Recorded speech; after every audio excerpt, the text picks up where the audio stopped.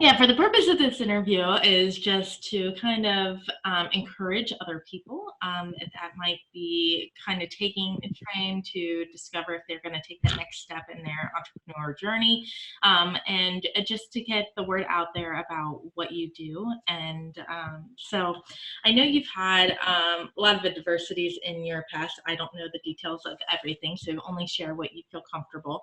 But what from your past maybe has encouraged you to take steps to provide or to do something for yourself? So I know, like with WOMO, that and you were a writer, and there wasn't a lot of female writers that you kind of in your circle, and so you created this group to encourage other women to ride and build a community for yourself, and then it ended up turning into a business. But what led you to that more than kind of that brief description? Well, do you mind, because I don't know if our viewers actually know what we do you mind if I talk about what I do first, and then I can... Yeah, go for it. You what? Yeah, go. Okay. So what you're saying is true. So I've been in the motorcycle industry for many years. And then it was a great experience, and I really identify with the culture of moto, if you will. So, there's many different cultures and different communities, and their moto, I think, has its own thing going. And I love the people, and I really related to them. And so one thing that I did notice was there was a lack of female writers. So I've been writing for men or hanging out with men, and there were just a few women sprinkled in here and there that you would run into. And so, a couple years ago, 3 years ago, I remember I went for a ride. I think it was almost 4 years ago now. And I sat on a rock, and I just remember thinking, I want to do what I can to build a community, because I long to have community, and I long to have I would have visions of adventures with other women where I was living in candid relationships and community with my family, and I desired that so much. And although I loved the community I was in, it was predominantly male, and I'm in a very happy, healthy marriage. So I needed to kind of think differently if I really wanted to experience these adventures. So I started this writing group, and it grew exponentially faster than I even had anticipated.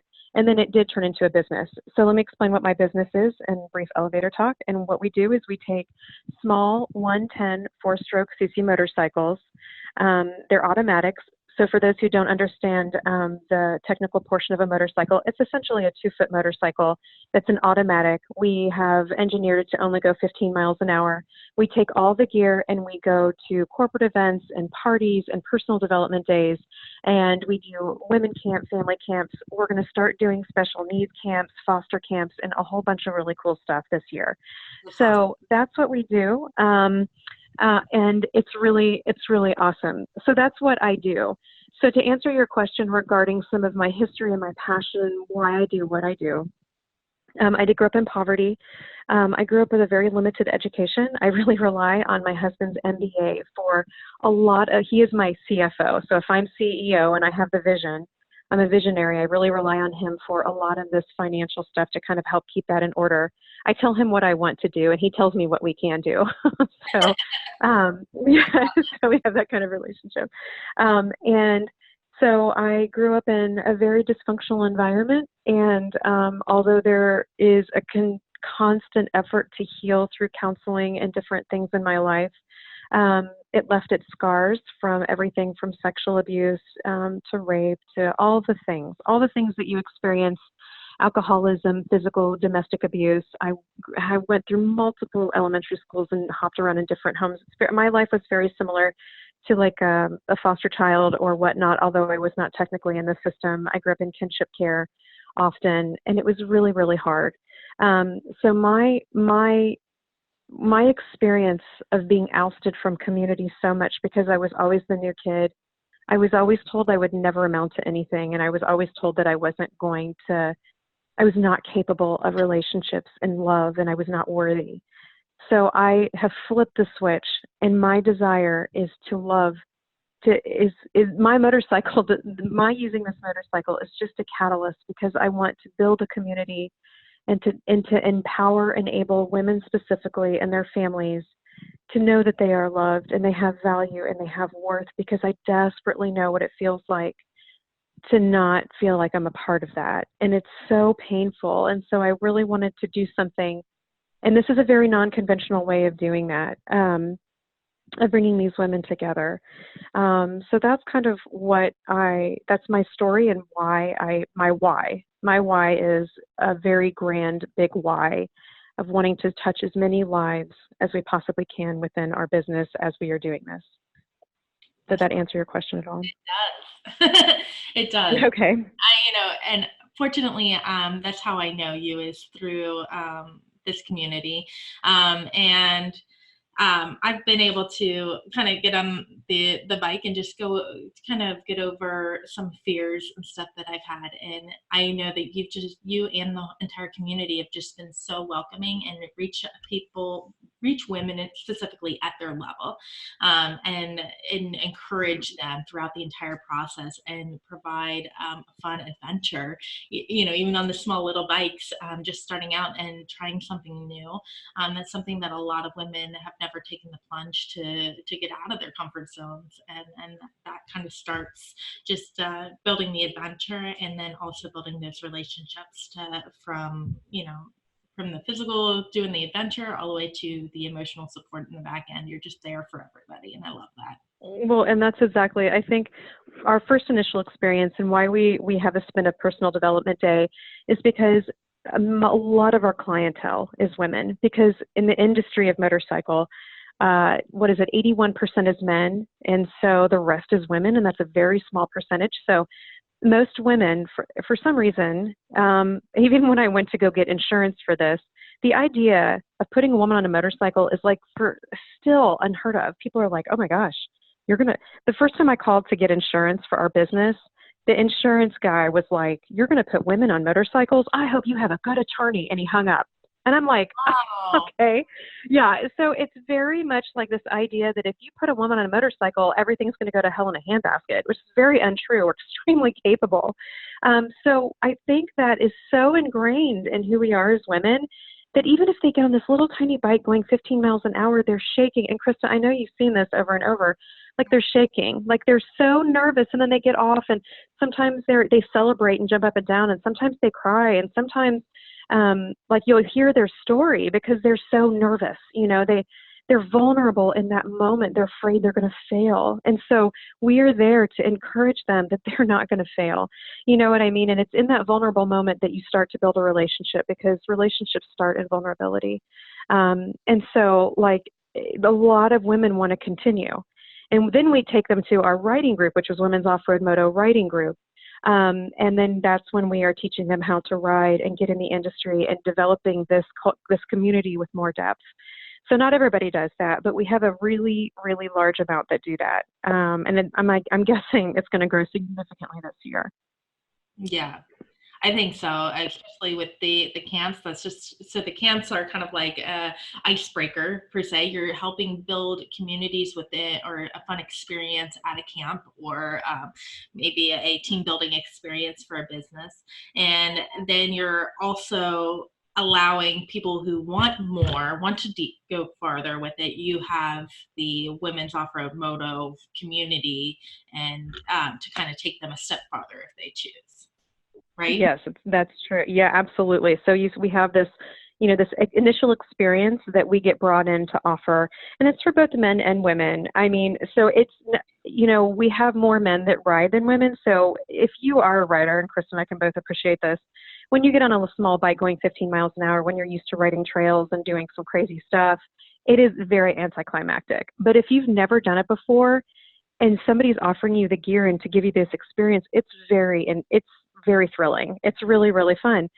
So, but yeah, these women have just a really great experience typically in these environments that we put them on. And it's a controlled environment, so they feel safe.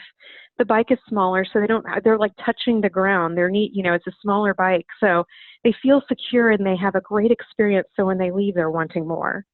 Mm-hmm. Yeah, I've seen it. I've been at the camps and seen people just the women in particular just being thrilled at having that experience because they've never experienced anything like it, and not with the encouragement either. So, Right. so I know, like, I've had the opportunity, like, oh yeah, you can get on this bike. I'll teach you how to ride, but the bike is way too large for me. So I'm so Yes.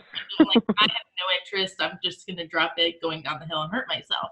So having something a little bit smaller to start with, it just kind of helps relieve that barrier of I can't do it, and it kind of Hmm. encourages people because, you know, granted, these bikes are basically the size for like a 9-10 year old like can ride these. So some of these bikes, and then you got a little bit bigger ones too. And then so starting off on those bikes for somebody who's never ridden it, just to get the feel of momentum and getting and going without feeling like they're going to drop the bike, that's very encouraging. Just kind of that first initial step. I think, yes, I would agree. Um, I was gonna say something regarding what you said. In the industry, we've had a lot of backlash because of the size of the bikes we use. The bikes we use for our company fleet are actually they're 110 bikes. They're newer models as of 2020, but they're about 2 feet tall. And so the bike, that is not a normal typical size for a trail bike and or a dirt bike or an adventure bike. They get bigger and bigger, and some of these bikes run, Krista, as you know, 38-inch seat heights. So I'm 5'3", and my dirt bike has a 36-inch seat height. So my inseam is 29 inches. Do the math. Like, I am literally hopping on the bike, which is the way that you do it. But a lot of people believe, or in the belief in the industry, that you should be able to put a woman on a 38-inch seat by height with no problem and let her take off on a motorcycle, and she should just kind of suck it up. And I'm like, dude, that women, Mars, Venus people, like, women feel, they have to start somewhere. Yeah. And it's already, I think, it's already pushing the envelope for them to, because most women at these camps, when we go, they're like, oh, I can't even hardly ride a bike. I can't do that. I'm like, why can't you do this? Who told you you can't do this? Because you can. So if I bring I remember when I walked into a dealership one time, and I didn't tell them any of the experience I had, and I asked them what bike I should buy, and they pointed me to an aggressively powered 38-inch seat KTM 250, and they said that should be your beginner bike. This bike would have absolutely killed me if I was new and I tried to ride it. Oh my gosh. So it makes me sad that women don't have an opportunity to start in a reasonable place, you know? And so that's that's where I found the niche in this market is women want to do it, but they don't want to do it the way I think the industry has kind of forced them in the past, if that makes sense. It does. It does to me because I've gone through the process with you. Yeah. Starter bike is 200, and so I can reach, like, my feet touch the ground, and that's fantastic. So when I'm trying off road and I start to lose balance, like, instead of dropping the bike, I can put my feet down if I want to. I know that's not the best way to do it, but like you can feel like you can balance yourself and not dip so much. So it's a lot more encouraging than when I try to get on my husband's bike. I'm like, there's no way, like, I'll fall and crush it. Yes, that Africa Twin, man, that's huge. That is a big bike. It is a huge bike, and he's had other bikes in the past that weren't that big, but they were still, you know, probably that 38-inch height that you're talking about. And it's you know, I'm 5'4", I'm a little, not much taller than you, and it's, you know, if you can't touch and you're a beginner, I feel like it's just so discouraging. It's great to Oh my gosh, yeah, get the bigger bikes once you have the experience, but I feel like you need totally. to touch to get that encouragement, and that's just life in general. You need that. It's kind of like having a little bit of support in your life. Like, you need to have that person you can talk to if you're struggling with something, like when you had your bad past. If you have somebody that you could rely on and reach out to, that probably would have made a world of difference in your, you know, your path. And so it wasn't until probably I could be speaking out of turn here, but, you know, once you found somebody who loved you the way you should be loved, it was probably pinching yourself, like, is this real? Like, you know, like, so it was like, I would say that that's true for my marriage. Absolutely. Like my husband is I never ever could have dreamed. I did not know marriage could look like this. I had no, and this is not what this call's about, but I had no idea that it could be something this powerful and good, because he is such a healing piece. Like what you're saying is very true. Yeah, and I mean, I think that in all aspects, and it can be a metaphor for your life, just for the adventure that you want to run, and if you want to start a business, I'm sure you had a ton of adversity when you decided to turn this experience into a business because you wanted to create more leverage and reach more people, and you had to kind of turn it and make a little bit of money to keep that going. Yes, because there's a lot of overhead. Exactly. There's a lot of overhead. So you really need to, it makes sense to do a nonprofit, or to just keep giving and giving and not getting anything in return to help support that your goals and your dreams to help reach more people. So I totally support you in turning this into business, but I know you've had some adversities. So how are you coming over that struggle of people in the community and probably outside the community, probably both, trying to discourage you or giving you a hard time? How are you getting over that? Well, so I think what happens, and thankfully I've been encouraged by other entrepreneurs, and even in our own city, the entrepreneurs in the motorcycle community have been really, really encouraging. Anytime you take a hobby like what I did, and at first we started it as a community, and it was really powerful and amazing. And at the time, I was just discussing this with my husband this morning, there was no regard for boundaries for our family, our time, our resources, our money, nothing. We just really gave everything we could because we had such a passion and love for what we were doing.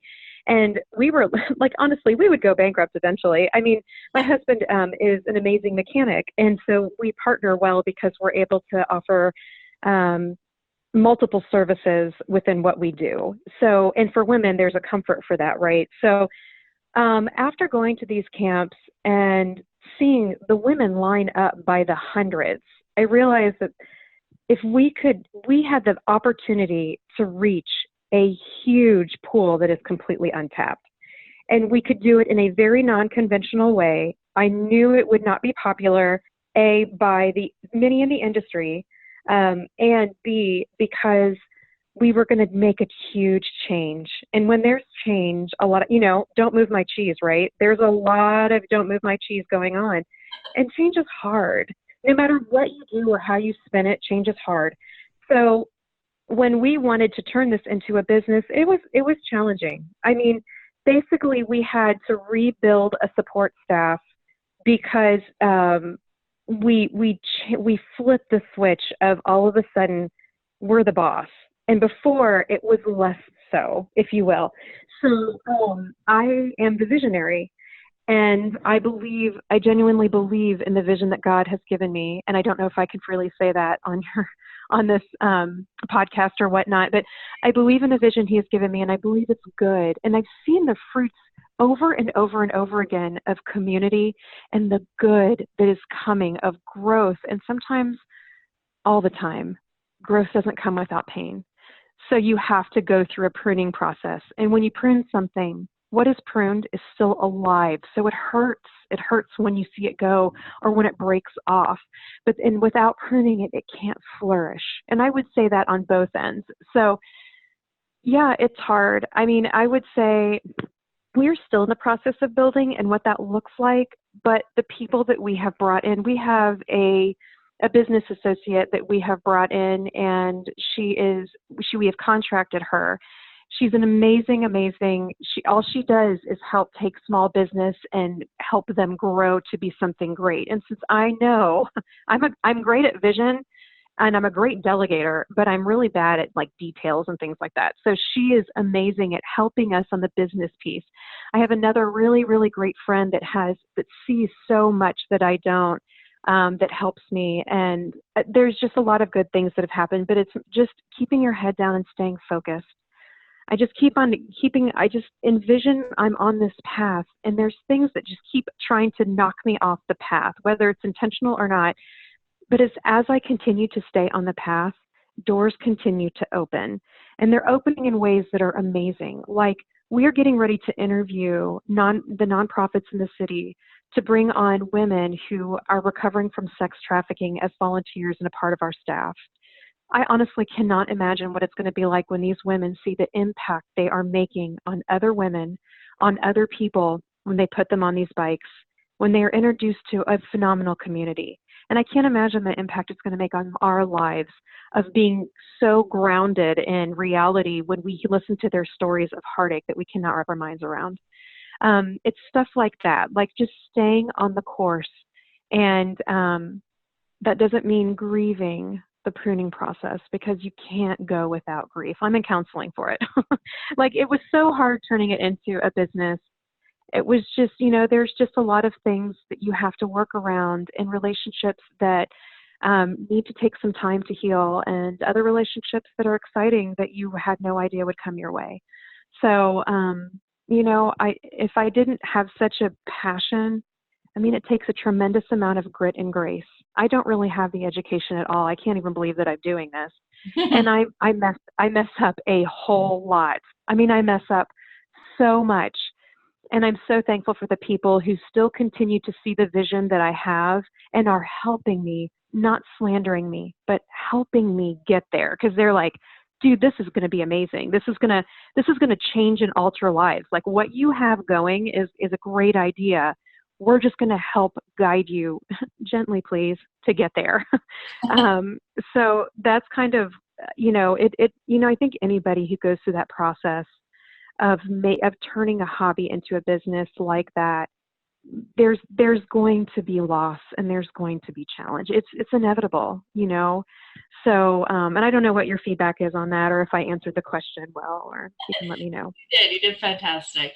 I know, like, with my businesses, or one of my businesses, I didn't have a whole lot of support. It was just kind of like, you'll do your thing, I'll support you. But I didn't have those people actually helping me, along the way. So you having those, having support staff per se, kind of helping you, that's probably a very encouraging. So when people are giving you the adversities, you at least have that core support system that can help you. Yeah, totally. That's amazing. And I think that's key for really anybody. I always had my husband supporting me. He's not a business person, but he always encouraged me to, follow my dreams and do what I wanted to do. So that's very supportive, and that's really what helped keep me going for my business. And I would say for anybody out there that is, wanting to start in a business or a group or whatever your dreams may be, and you're hitting that adversity, find a group of people that will support you. Get around, if people that your circle is not supporting your goals and dreams, find new people to be around, because that is so important to have that support system. Do you agree? Oh, totally. And Oh, yeah. Like, there were, as we kind of made this transition, there were people who raised their hand and said, I want in. And I was like, thank God, because when you do make the transition and there is loss of other support, there's a huge void, because I am extremely aware that I do not have the gifts to make this happen solo. I do a tremendous amount of work because it is my baby. So right now there's a lot of holes because I'm looking for places to fill the gaps. And since we are a startup, we can't fund the amount of help we actually need. And I think anybody who started a business can appreciate that. There has to be a tremendous amount of grace from a lot of people in order for you to start a business. I don't care what it is, because you're stumbling through this, and I'm learning as I go. Once again, I have probably a 4th grade education. That is no joke. So I'm going just by life experience and a very extremely intelligent husband and other friends that are helping me. So I would say, yeah, it's really, it can be challenging, and you just need that support system. And the other thing that happened that was significant for us is that I always knew that this would turn into a business. I didn't know how at the time when I first started it. And I knew that I wanted to make it philanthropic and or ministerial, if that makes sense. Yeah. So when I went from just a hobby writing group, and I'm turning it into something that is not only so we have something, I don't know if it's okay if I talk about this now. We're turning our business into a type B corporation. for anybody who knows what a Type B corporation is, it has a triple bottom line. And what that looks like is we care about this motorcycle industry a lot. We love it. Both my husband and I grew up with it. My mom rode, my grandmother rode, my father rode. My husband has a similar experience in his life. We love this industry and we don't want to see it die. So we are very interested in putting people in this industry. So it behooves the motorcycle industry to support us. In addition, we love our community and we want to grow our community and we want to do it with this motorcycle thing. So we care about our stockholders, our shareholders, our stakeholders, and we care about being extremely philanthropic. So everything that we do, we are going to try to think outside the box of how we can change lives of the underdog. So that looks like giving a tremendous amount of who we are and our business. And we are hopeful that the investment in the industry and in the community will in turn be an investment to us so we can continue to give back, if that makes sense. So there's a lot of moving pieces because we're supporting nonprofits, we're supporting the motorcycle industry, and we're supporting our community by growing that. So it's a newer, popular type of business plan, if you will. Yeah, and I love it, and I love that it is kind of revolutionary. There's not anything out there like this, so so there's going to be a lot of moving parts to figure out exactly how everything runs smoothly. But you have great momentum. You got a lot of connections, and things are going really well. I can really see this year doing good. So if there is for anybody in the community who wants to provide this experience for their business or group or for just themselves individually, how can they reach you? Thank you for asking. I don't know if on your page when you post this and or on this particular podcast, I have a personal number and or you can email us at womensoffroadmoto@gmail.com, or we have a website and that's womensoffroadmoto.com. I had to think about it, womensoffroadmoto.com. We're in the process of, I have your card here, so when I post this, I will have all of this contact information in the description. So, but yeah, so womensoffroadmoto.com, that will have all of the phone numbers and emails and everything on there too, right? Yeah. Okay. So we have many camps and different things that are booked, and we are looking actually to contract with a place in Cincinnati to have land, where the places that are landlocked that want to use our business, we will have an opportunity to take them to this property to work with them. So we're hopeful for that, but oftentimes, we have the businesses that are bringing us in have a plot of land that we can just assess the land, quickly set up cones, and we can provide a really fun experience. So, and we've done it multiple times so far successfully, and it's been really, really so fun. So we're hopeful that we can continue to bring this experience and in a new, fun, genuine way to the masses. Yeah. That's awesome. All right. Well, I do thank you for your time, Erin. Is there anything else you want to share before we end the call? Well, I'm just thankful for you, Krista. It kind of makes me cry a little bit because I'm really thankful for this opportunity and for the impact you've made in our lives and knowing you through the foster community and all kinds of things. So I very much appreciate this. Oh, thank you. All right. Well, I thank you for your time. And yeah, so I'll be posting this probably later on today. So make sure you share it.